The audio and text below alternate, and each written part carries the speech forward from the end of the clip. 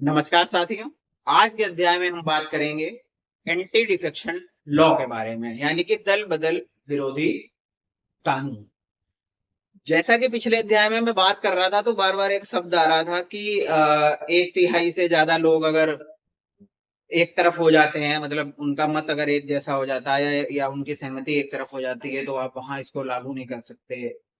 कब आपकी सदस्यता जा सकती है, कब नहीं जा सकती है, ये इस तरीके की चीजें।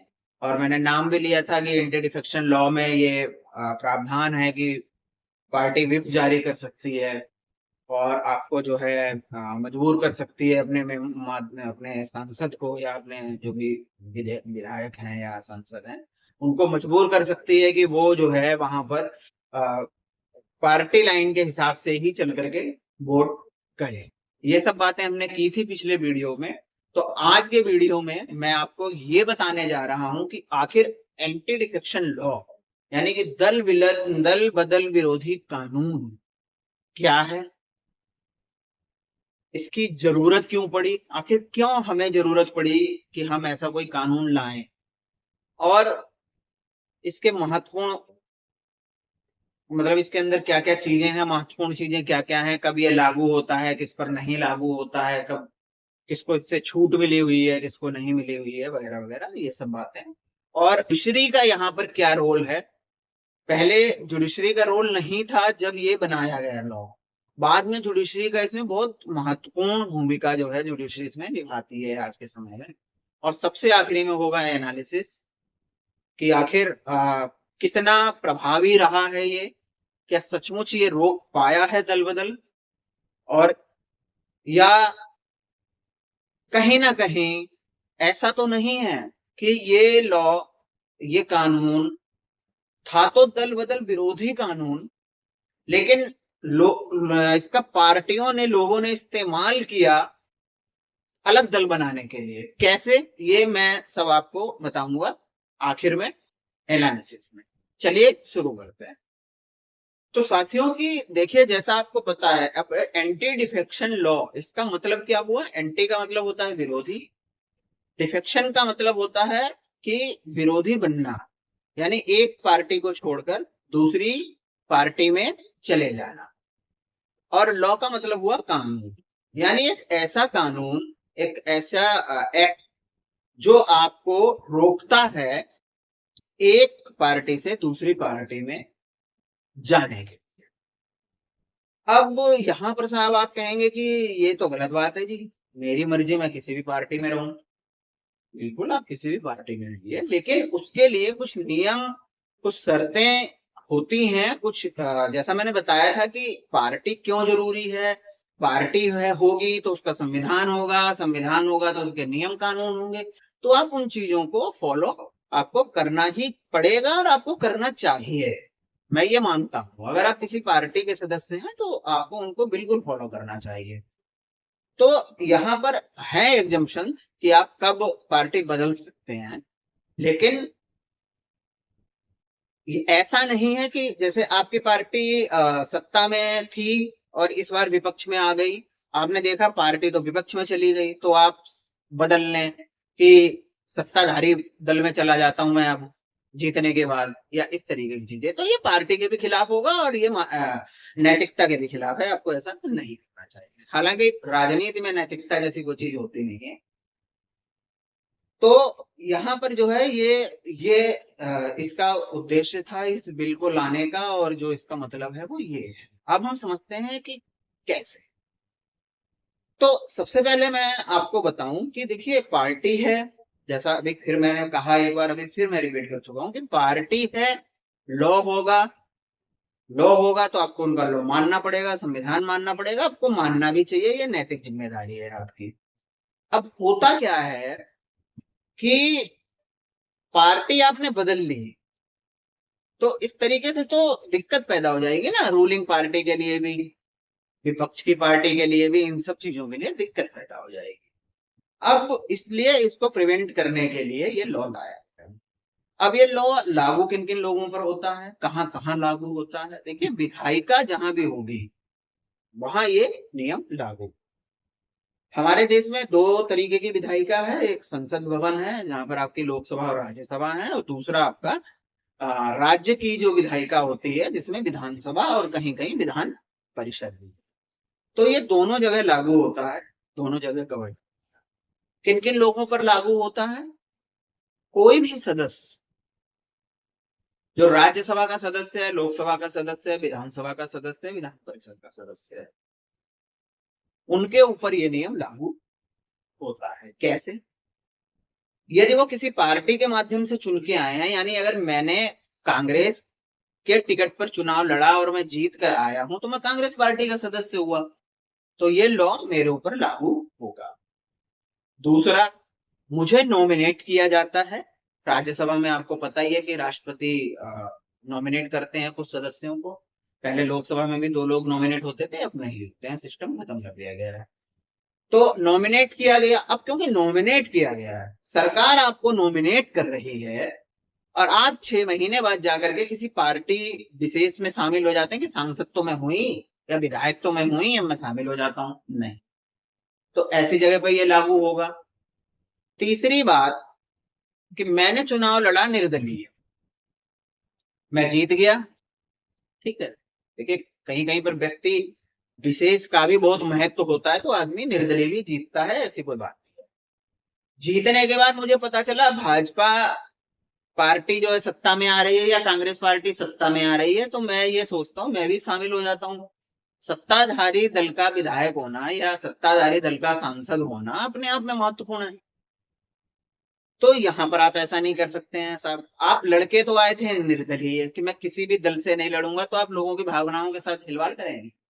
नहीं कर सकते। तो ये 3 कैटेगरी हैं जहां पर ये एंटी डिफेक्शन लॉ या दल बदल विरोधी कानून जो है हमारा लागू होगा।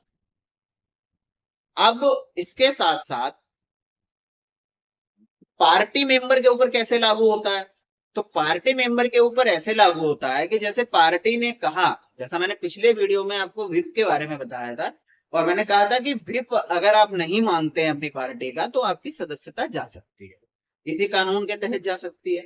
कि पार्टी ने कहा कि कल आपको इस बिल के उसमें वोटिंग होगी और आपको पक्ष या विपक्ष में मत देना है, आप पार्टी लाइन के खिलाफ चले गए, तो आपने पार्टी की बात नहीं मानी, तो भाई जाहिर सी बात है विरोधी हो गए ना, पार्टी की असहमति प्रकट कर रहे हैं आप पार्टी के साथ, तो आपको पार्टी इसके लिए ये दल बदल विरोधी कानून आपके ऊपर लागू हो।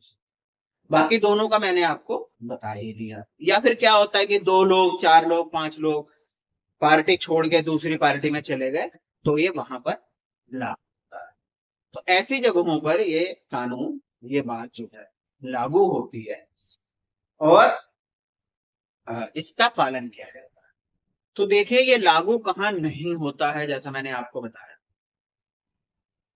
आप किसी पार्टी में शामिल हो जाइए और चुनाव लड़िए, कोई बात नहीं। 1/3 सदस्य किसी पार्टी के अगर अलग हो गए तो ये लागू नहीं होगा, क्योंकि वहां ये माना जाता है कि पार्टी का एक धड़ा, पार्टी का एक टुकड़ा आपसे विरोध कर रहा है। कोई एक व्यक्ति नहीं कर रहा है, 2 व्यक्ति 5 व्यक्ति नहीं कर रहे हैं, पार्टी के 1/3 लोग आपके साथ नहीं हैं, यानी असहमति व्यापक स्तर पर आपकी पार्टी के अंदर है, तो आप उसको दल बदल विरोधी कानून के अंतर्गत नहीं ला सकते। एक चीज ये होती है कि आप पहले से ही अपना चुन लीजिए कि आपको किस पार्टी में रहना है, क्या करना है, तो कोई दिक्कत नहीं है। कहने का मतलब ये है, ये कानून किसी सदस्य की आजादी नहीं छीनता है, किसी सदस्य के अधिकार नहीं छीनता है, किसी सदस्य को अपनी बात रखने का अधिकार नहीं छीनता है उससे, ऐसा कुछ नहीं है। ये बहुत महत्वपूर्ण हो जाता है जब आप किसी दल विशेष से जीतकर संसद में, सदन में, विधायिका में पहुंचते हैं। क्योंकि देखिए, और ये बात सही भी है, मैंने जैसे पहले भी कहा, बार बार कहा कि अगर आप किसी पार्टी के माध्यम से चुनाव लड़ रहे हैं तो आप फिर उसी के रहिए ना। आप चुनाव लड़के आए थे कांग्रेस के टिकट पर, बाद में आप भाजपा में चले गए, आप चुनाव लड़के आए थे भाजपा के टिकट पे, आप कांग्रेस में चले गए, इस तरीके से नहीं। तो इस तरीके से नहीं होना भी नहीं चाहिए, नैतिकता है ये। आप जिस जहाँ काम कर रहे हैं उनकी तो बात लोग आपको माननी चाहिए, जिनके लिए आप काम कर रहे हैं, समर्थन करना चाहिए आपको। तो यहाँ पर ये चीज जो है लागू होती है। अगर आपको ये लगता है कि मेरी विचारधारा इनके साथ नहीं मेल खा रही है, मैं इनके साथ असहज फील कर रहा हूँ, मैं नहीं अच्छा महसूस कर रहा हूँ, मुझे इनसे अलग हो जाना चाहिए, साहब आप निर्दलीय लड़िए, आपको किसी ने मना नहीं किया है। आप 5 साल निर्दलीय रहिए। अब आप लड़के आए निर्दलीय, आपने आप लड़के आए निर्दलीय, आपने अपने क्षेत्र की जनता को बताया कि मैं किसी दल का समर्थन नहीं करता हूं जी, मैं निर्दलीय हूं। जनता ने आपको वोट इसीलिए दिया कि आप निर्दलीय थे, और जीतने के बाद आप साहब कहते हो जी मैं तो समाजवादी पार्टी में शामिल हो रहा हूं। भाई क्यों? आपको शामिल होना है 5 साल बाद शामिल होइए ना साहब। जब जनता ने जनादेश आपको दिया है 5 साल के लिए, वो निर्दलीय के रूप में दिए, तो आप निर्दलीय लड़िए, निर्दलीय रहिए। तो इस तरीके की चीजें ये लागू होती हैं। तो ये है कि एंटी डिफेक्शन लॉ को हम ये नहीं कह सकते कि ये किसी को दबाता है, किसी को छुपाता है, आजादी खत्म कर रहा है, बोलने की बात ने बोलने नहीं देगा या कुछ नहीं करने देगा। लेकिन यस, हर चीज का एक तरीका होता है और आपको उस तरीके के हिसाब से ही मतलब जो है चलना भी चाहिए। अगर आप ऐसा नहीं करते हैं तो बिल्कुल आप अपने क्षेत्र की जनता को धोखा दे रहे हैं या आप अपनी पार्टी को धोखा। तो साथियों, उम्मीद करता हूँ आपको ये समझ में आ गया होगा कि एंटी डिफेक्शन लॉ क्या है और इसकी जरूरत हमें क्यों पड़ी, हमने क्यों बनाया। अब क्या एंटी डिफेक्शन लॉ की जरूरत हमें हमेशा से थी या हमें एकदम से बनाना पड़ा, 10 15 20 साल पहले हमने बनाया, ऐसा कुछ है? नहीं, मैं आपको बताता हूँ। एक्चुअली इसका जो इतिहास जो रहा है वो ब्रिटिश, जब हम ब्रिटिश सर्स के गुलाम थे उससे पहले से, और ये अन्य देशों में भी होता है, कोई ऐसा नहीं है कि भारत में ही ये होता है। मैंने बताया ना, राजनीति में नैतिकता नाम की चीज होती है, वो चाहे इंडिया की बात हो चाहे बाहर की बात। अब नैतिकता देखेंगे, हालांकि उसको नाम दे दिया जाता है ये कि आम जन प्रतिनिधि के भले, आम जनों के भले के लिए मैंने ये किया। खुद का भला वहां पे ज्यादा होता है ना, जनता का भला तो पता ही है आप लोगों को कितना होता है। तो ये चीज होती है, होती थी। ब्रिटिशर्स के टाइम पर भी ये होता था कि कुछ लोग जैसे चुना उन्होंने, उनका शासन था, असेंबली में वो लोगों को चुनते थे। जब चुनना शुरू किया, प्रतिनिधित्व देना शुरू किया, तो कोई चुना तो गया भारत की साइड से। अब उसे पता है भारत की साइड से तो फायदा होगा नहीं, नुकसान ही होगा, गुलाम है हम, तो ब्रिटिशर्स में जाके मिल गया। उसके बाद कुछ ऐसा भी हुआ कि किसी ने चुनाव तो जीता किसी और पार्टी के नाम पे, मान लीजिए मुस्लिम लीग के नाम पे ही एक महोदय थे, उन्होंने चुनाव जीता, और चुनाव जीतने के बाद वो कांग्रेस में शामिल हो गए। तो गलत बात है ना ये। आपको अगर कांग्रेस में ही शामिल होना तो कांग्रेस के नाम पे चुनाव लड़ते, शायद आप जीतते ही ना। तो इस तरीके की चीजें होती रही। ब्रिटेन में इसको फ्लोर क्रॉसिंग के नाम से जाना जाता है कि एक मतलब पक्ष को छोड़ के विपक्ष में चले गए या विपक्ष को छोड़ के सत्ता पक्ष में चले गए, अभी भी होता है वहां पे। तो इस तरीके से ये चीजें, इतिहास इसका पहले से रहा है और हमें इन सब चीजों को देखते हुए इस लॉ की जरूरत पड़ी। बाकी मैंने आपको बताया कि सरकार के स्थायित्व के लिए भी ये जरूरी है, लॉन्ग टर्म योजनाओं को हम इम्प्लीमेंट कर रहे हैं तो उसके लिए भी जरूरी है, और ये नैतिक रूप से भी जरूरी है कि हम इस मतलब जो है इसको इस तरीके से करें। तो देखिए, यहाँ पर एक चीज ये थी कि अच्छा कभी कभार किसी ने कर लिया, इस तरीके का काम कर लिया तो दिक्कत नहीं है। 15 सालों में एक बार किसी मेंबर ने दल बदल लिया, कोई दिक्कत नहीं है। 20 सालों में बदल लिया, कोई दिक्कत नहीं है। होने क्या लगा था, 1960 1960 का जो दौर था उसमें ये बहुत ज्यादा मतलब अपने चरम पे था। आज बंदा इस पार्टी में, कल उस पार्टी में, परसों उस पार्टी में, फिर इस पार्टी में, फिर उस पार्टी में, फिर बदला, फिर गया, फिर आया। तो इस तरीके की चीजें थी। आया राम गया राम का जो मैंने बताया भी आपको, जो जो ये कहावत है ये भी वहीं से आई। एक महोदय थे राम नाम के ही, उनके वजह से ही ये कहावत आई। हरियाणा में थे, उन्होंने एक ही दिन में 3 बार पार्टी बदली। शायद ज्यादा बार भी बदली हो, 3 बार का तो मुझे याद है। तो ये ऐसे ही ये कॉन्सेप्ट आया, तो ये गलत है, मैं तो शुरू से कह रहा हूँ कि ये गलत है, नहीं करना चाहिए किसी को भी ऐसे। तो इसलिए फिर जो है ये जो है कानून लाना पड़ा है, इस कानून की जरूरत पड़ी। तो 1985 में हालांकि सरकार ये कानून लेकर के नहीं आई।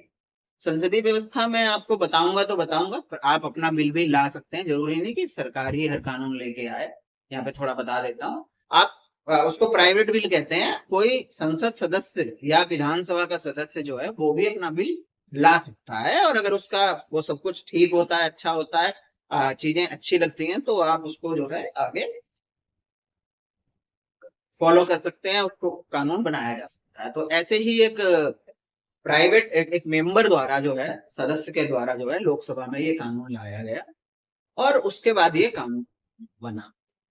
अब कानून बन गया तो देखिए गुंजाइश होती ही है सुधार की, समय के साथ साथ इसमें भी काफी सारे सुधार हुए।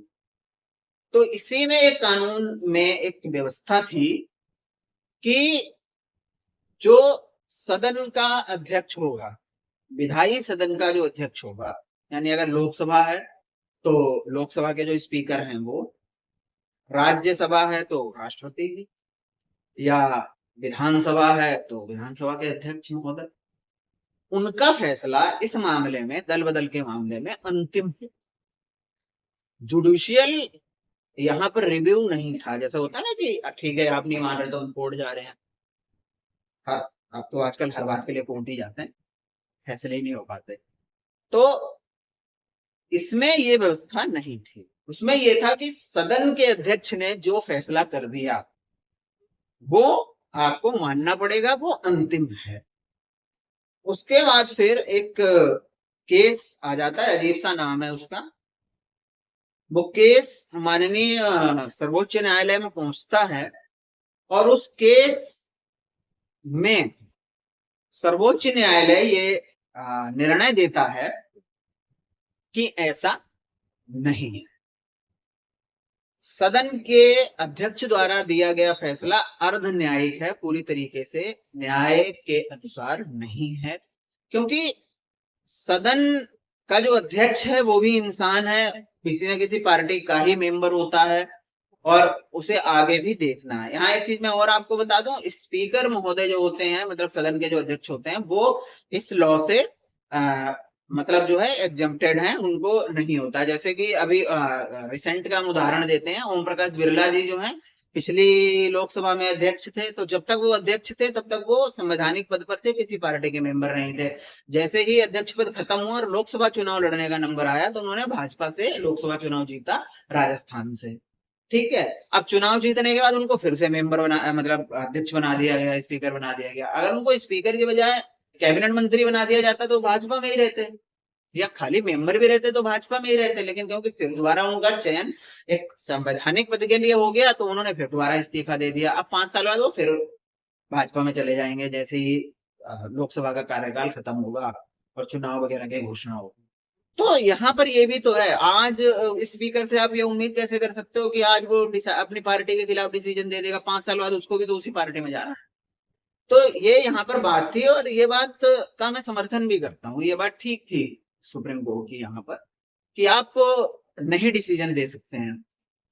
तो फिर यहाँ पर सुप्रीम कोर्ट ने इस जो संशोधन, ये जो एक मतलब व्यवस्था थी, इसको वहां पर उसने खत्म कर दिया, रद्द कर दिया। उसने कहा कि ये गैर संवैधानिक है, आप ऐसा नहीं कर सकते हैं, व्यक्ति को सुप्रीम कोर्ट जाने की आजादी है। और आज के केस में, अगर आज के दौर में हम देखें तो होता भी यही है।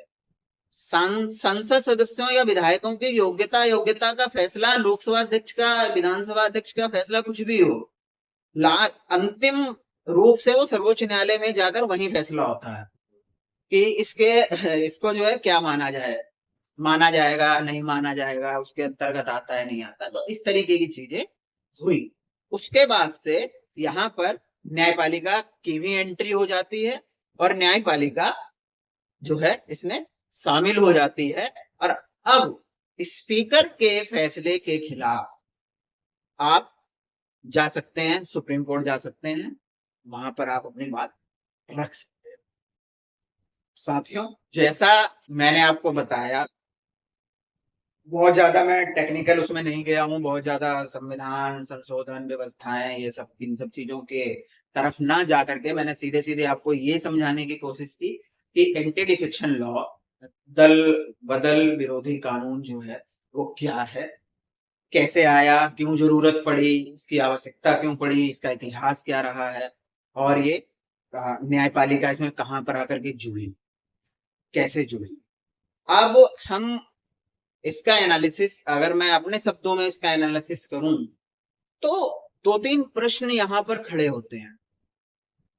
एक आधे का जवाब तो खैर मैं वीडियो के बीच में भी दे चुका हूं कि जैसे कि क्या दल बदल विरोधी कानून ये मौका नहीं देता है सदस्य को बोलने का, उसकी आजादी छीनता है स्पीच की, वो अपनी बात नहीं रख सकता स्वतंत्र रूप से, उसको ये खतरा रहता है कि मुझे पार्टी से ना निकाल दिया जाए, या इस तरीके की चीजें। दूसरा कि क्या ये प्रभावी रूप से लागू हो पाया है, और तीसरा मेरा एक क्वेश्चन है कि क्या, मुझे तो ऐसा लगता है कि दल बदल विरोधी कानून आने से दल बदल विरोधी, मतलब दल बदल विरोधी चीजें होने की बजाय दल बदल विरोध करना आसान हो गया है, यानी एक कानून के माध्यम से आपने उसको मान्यता दे दी है। तो कैसे, मैं आपको एक एक करके समझाता हूँ। तो देखिए, पहली बात जो ये है कि ये आपकी आजादी छीन लेता है, स्पीच नहीं दे सकते, आप कुछ बोल नहीं सकते। तो फिर यहाँ पर वही बात, बार बार वही बात आ जाती है कि अगर आप किसी जिस आधार पर आप चुन करके आए हैं, किसी पार्टी के आधार पर इंडिपेंडेंट आए हैं, सरकार आपको नॉमिनेट कर रही है, तो आपको उस पर कायम रहना चाहिए, इसमें कोई गलत बात नहीं है। तो ये कानून जो है वहां पर उसको जो है आपको प्रिवेंट करता है कि आप मतलब जो है उसको छोड़ के ना भागें, उसी में रहें, उसी में शामिल रहें, आप फिर अपना हित ना दें। दूसरी चीज जो ये कि क्या दल बदल विरोधी कानून जो है ये कर पाया है, रोक पाया है दल बदल को। तो देखिए, दल बदल को तो ये रोक पाया है, लेकिन ये सिर्फ इतने पर ही रोक पाया है कि कोई व्यक्ति विशेष है, वो सांसद है, और वो चुना गया पार्टी के माध्यम से, बाद में वो पार्टी की सदस्यता से खुद ही इस्तीफा दे देता है, तो उसकी सांसदी नहीं जाएगी, सिर्फ पार्टी का वो मेंबर नहीं रहेगा, पार्टी का मेंबर नहीं रहेगा, पार्लियामेंट का मेंबर वो बना रहेगा। तो यहाँ पर ये चीजें आ जाती हैं। अच्छा, जिसको छोड़नी ही है पार्टी, वो ऐसे भी छोड़ सकता है। और उन जगहों पर जो एक होता है ना कि मौका परस्ती, मौका देख कर दूसरी जगह भागना, उस पर इसने कुछ हद तक लगाम लगाई है। तो इसमें साथियों जो ये प्रावधान है 1/3 वाला, 1/3 वाला, 1/3 वाला, तो ये प्रावधान ये कहता है कि अगर 1/3 लोग पार्टी के अगेंस्ट हो जाते हैं, पार्टी के खिलाफ हो जाते हैं, पार्टी के खिलाफ मत देते हैं, इस तरीके की चीजें होती हैं, तो वो दल बदल विरोधी कानून के अंतर्गत नहीं आते हैं और उनको एक अलग पार्टी, अलग दल का दर्जा मिल जाता है। तो यहाँ पर क्या है कि एक तरीके से ये चीज जो है, ये मान लीजिए कि किसी पार्टी के 60 सदस्य हैं और 20 सदस्य अलग होना चाहते हैं, मिलजुल के कि भाई हम अलग हो जाते हैं, अलग पार्टी बना लेते हैं, तो उनको ये कानून कहीं ना कहीं प्रिवेंट करता है, क्योंकि वो कहेगा कि जी आप दल बदल विरोधी कानून के अंतर्गत आते ही नहीं है, आप 20 लोग अलग अलग पार्टी बना लो। तो ये चीज भी इसमें है, हो सकती है। कुल मिलाकर के अगर हम बात करें तो दल बदल विरोधी कानून बिल्कुल होना चाहिए, इसकी आवश्यकता भी है, जरूरत भी है। और इससे भी बड़ी बात होती है किसी व्यक्ति विशेष के लिए, क्योंकि देखिए जब पार्टी में फूट पड़ती है या जब पार्टी टूटती है, पार्टी अलग होती है, तो बात अलग हो जाती है, तब तो एक अलग मैटर है कि भाई पार्टी में ही फूट पड़ गई। लेकिन जब कोई एक व्यक्ति, दो व्यक्ति इस तरीके से दल बदलते हैं, बार बार पाला बदल लेते हैं, तो वहां पर वो जनहित ना होकर के स्वहित होता है, अपने ही लाभ के लिए वो ये चीजें करते हैं। तो मेरे हिसाब से ये होना चाहिए, और नैतिकता जैसी चीज बिल्कुल होनी चाहिए, नैतिकता। लेकिन क्योंकि शायद नैतिकता होती तो इस कानून की जरूरत ना पड़ती, जैसा मैंने कहा। तो साथियों, उम्मीद करता हूं आपको ये कॉन्सेप्ट समझ में आया होगा। अच्छा लगा होगा, पसंद आया होगा, लाइक करिए, शेयर करिए, कमेंट करिए।